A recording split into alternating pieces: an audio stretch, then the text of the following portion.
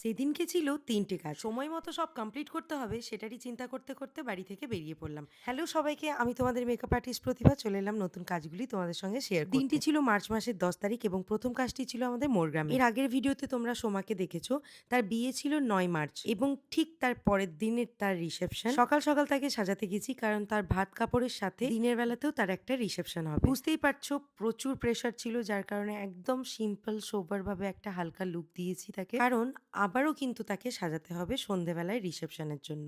মানে তার একই দিনে দুবার রিসেপশন হচ্ছে।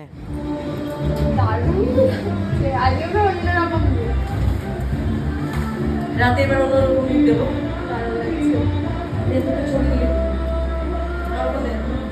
মোরগ্রামে তার সাজটাকে কমপ্লিট করে আমি বেরিয়ে পড়েছিলাম এবং পৌঁছে গেছি নসিপুর, মানে আমার সেকেন্ড ব্রাইডের কাছে। সেখানে পৌঁছে জানতে পারি যে ব্রাইডের এখনো পর্যন্ত ভাত কাপড়ে অনুষ্ঠানই হয়নি, তাই আমাদের অপেক্ষা করা ছাড়া কোনো উপায় নেই। তারপরেও ছিল আরেকটি সমস্যা, যে রুমে সাজাবো সেই রুমের কিন্তু ফ্যানই চলছে না, যার কারণে আমরা অন্য রুমে সমস্ত সেটআপ রেডি করে রাখলাম। বেশ কিছুক্ষণ অপেক্ষা করার পর ফাইনালি দেখো আমাদের আজকের ব্রাইড চলে এসছে। তো চলো তার কাছ থেকে জেনে নিই সে আজকে কেমন লুক চাইছে। হ্যালো ডিয়ার, আজকে তোমার রিসেপশন, কেমন লুক নেবে বলো? আমি একটু সাবেকি। সাবেকি? রিসেপশনে সাবেকি? মানে এটাই মাথায় নেব। আচ্ছা, ওটা মাথায় নেবে। আচ্ছা, মানে বাঙালি বধূ যেরকম আর কি হয় নাকি? আর তোমার হেয়ারে স্মুথিং করা আছে, কারণে হেয়ার স্টাইল তো কিছু হবে না, নর্মাল থাকবে তাই তো? আবার বাকি চোখে কি সিমার গ্লিটার কিছু ইউজ করবো না নর্মাল থাকতে দেবো? একটু টানা টানা হবে, তারপর তুমি যা করে দিবে। টানা হবে? হ্যাঁ। ঠিক আছে, চলো তাহলে দেখা যাক।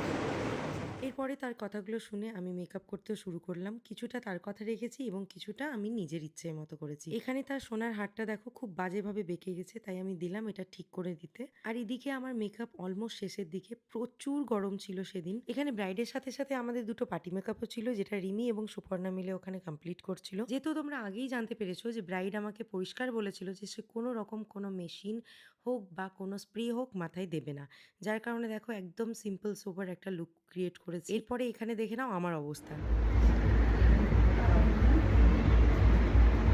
একটা ফ্যান চলছে, তাও আবার এইদিকে। এখানে হেয়ারস্টাইল কলকা সম্পূর্ণ ব্রাইডের ইচ্ছেতে করা হয়েছে। দেখো ফাইনাল লুক তোমাদের সঙ্গে শেয়ার করছি। হ্যাঁ, ঘোমটাটা ঠিকই আমি দিয়েছিলাম, কিন্তু এরপরে প্রচুর গরম থাকায় না ব্রাইড সহ্য করতে পারছিল, না আমি সহ্য করতে পারছিলাম। ওকে দেখে মনে হচ্ছিল যেন আমারই গরম লাগছে। তো যার কারণে ঘোমটাটা আমরা খুলে দিই। ওকে বলেছিলাম যে পরবর্তীকালে তোমার যদি মনে হয় ঘোমটা দেবো তাহলে তুমি দিতে পারো। তো চলো তার কাছ থেকে আমি রিভিউটা শুনি। ডিয়ার, বলো কেমন লাগলো আমার কাছে রেডি হয়ে? দারুণ, যতটা চেয়েছিলাম তার থেকে অনেক বেশি। স্যাটিসফাইড? আর সবাইকে জানিয়ে দিই হেয়ারে কিচ্ছু করিনি, কারণ ব্রাইড বলেছিল কোনো রকম স্প্রে বা কিছু ইউজ করা যাবে না, তাই তো? তো তোমার পছন্দ হয়েছে তো? খুব স্যাটিসফাইড? যেমনটা চেয়েছিলে হয়েছে তো? হ্যাঁ। চলো, থ্যাংক ইউ। এখানে আমি ব্রাইডকে টাটা বাই বাই বলে দিয়ে বেরিয়ে পড়লাম, কিন্তু এখনো পর্যন্ত ফুল না আসার কারণে আমি তার খোপায় ফুলটা দিতে পারলাম না, যার কারণে কিন্তু আমি সুপর্ণাকে এখানে রেখে গেলাম যাতে সে তার খোপায় ফুলগুলো লাগিয়ে দিতে পারে। ঠিক সেখান থেকে বেরোনোর 10 মিনিট পর আমার কাছে ফোন আসে। ব্রাইড বলে যে আমি চুল খুলে রাখতে চাই এবং তুমি মেশিন এবং হেয়ার স্প্রে ইউজ করতে পারো। যেহেতু আমি বেরিয়ে পড়েছিলাম, এই কারণে সেই দায়িত্ব সুপর্ণাকে দিই এবং সুপর্ণা পরবর্তীকালে ব্রাইডের হেয়ার স্টাইলটা একটু চেঞ্জ করেছিল। তো যাই হোক, এখানে দেখো আমি থার্ড ব্রাইডের কাছে পৌঁছে গেছি এবং তার অবস্থা পুরো খারাপ। ব্রাইডের অবস্থা খারাপ নাকি? দেখি একবার ব্রাইডের মুখটা দেখি। খুব অবস্থা খারাপ। বেচারি কি ধকল যাচ্ছে, তুই ভাব। কালকে বিয়ে, রাতে ভোরবেলাতে বিদায়, এসে আবার সকালে রিসেপশন, আবার রাতে রিসেপশন। হ্যাঁ তো আমি বলছি তো, দিনে গোটা গ্রামের বউ ভাবছিল। এই কারণে তো দাদা বলছিল যে বারবার ধরে নাও সাজানো, এই কারণে আমি বলেছিলাম যে সকালবেলা হালকা করে নাও। তো কেমন হলো? দারুণ দারুণ, সবাই প্রচুর প্রশংসা করেছে, আর কেউ কেউ বলছে কালকের থেকেও আজকে বেশি ভালো লাগছে। ওটা বলবে, এবার এখন বলবে ওটা থেকে বেশি ভালো লাগছে। কেন বলো তো? কালকের একটা আলাদা ব্যাপার থাকে। কি গিন্নি লাগছে? আচ্ছা, গিন্নি স্ট্যাটাস দিয়েছো? এবার ইয়ে কি বলে, ধরে নাও সবের লুক একটা ব্যাপার। আজকে সিঁদুর পরেছো, ইয়ে পরেছো, তোমাকে একদম টোটাল কালকের জীবন থেকে আজকে একদম আলাদা জীবন। তো এই কারণে ওটা অটোমেটিক ভালো লাগবে। না না, সুন্দর হয়েছিল, কালকেও সুন্দর হয়েছে, ভালো। হ্যাঁ, বেচারিকে দেখে সত্যি ভীষণ মায়া লাগছিল। ও চোখ খুলতে পারছিল না। আমি সত্যি সময়ের কাছে কৃতজ্ঞ। একমাত্র আমার জন্যই সে কিন্তু 10 তারিখ রিসেপশন রেখেছিল। তাই যতই থ্যাংক ইউ বলবো ততটাই কম। দারুণ লাগছে, দারুণ। এখানে মেকআপ কমপ্লিট হয়ে গেছে এবং তার হেয়ার প্রিপারেশন চলছে। তার মাঝে আমরা দুজনে বসে মনের সুখে সাংসারিক গল্প তোমাদের জানিয়ে দিই যে আমাদের basic to advance professional bridal master class কিন্তু শুরু হতে চলেছে আগস্ট থেকে। তো তোমরা যারা ভাবছো যে এই প্রফেশনে আসবে তারা কিন্তু অবশ্যই আমার স্ক্রিনে দেওয়া নাম্বারে সোমা, কন্ট্যাক্ট করে নেবে। কাকু এলে কি বলবি?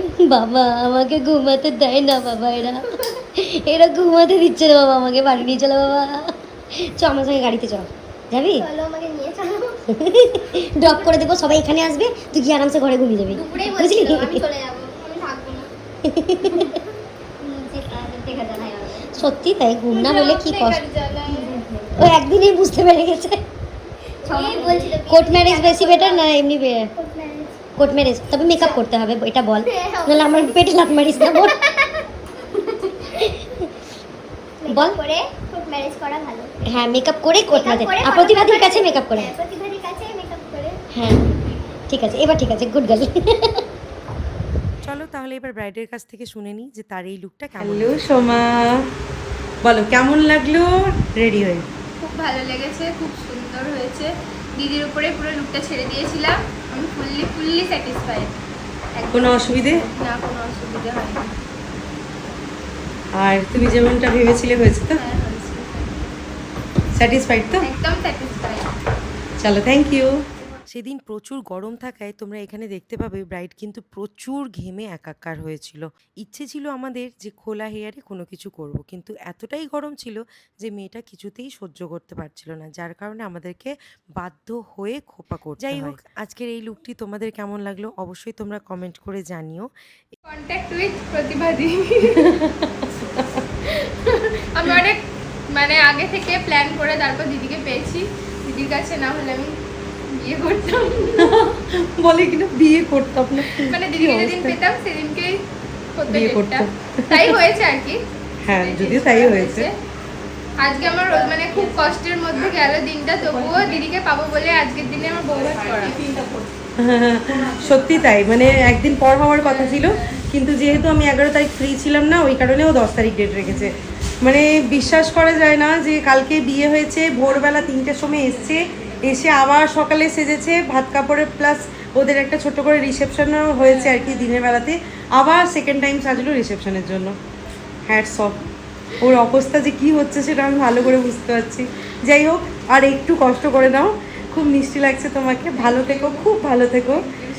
চলো টাটা। সোমাকে আমি 3বার সাজালাম, একটা বিয়ের লুকে, সকালে একটা কি বলে ওটাকে, ভাত কাপড়ের লুকে, আর এখন রিসেপশন। তো একটু রিভিউ নিয়ে নেবো যে কেমন লাগলো আমাদের কাজ।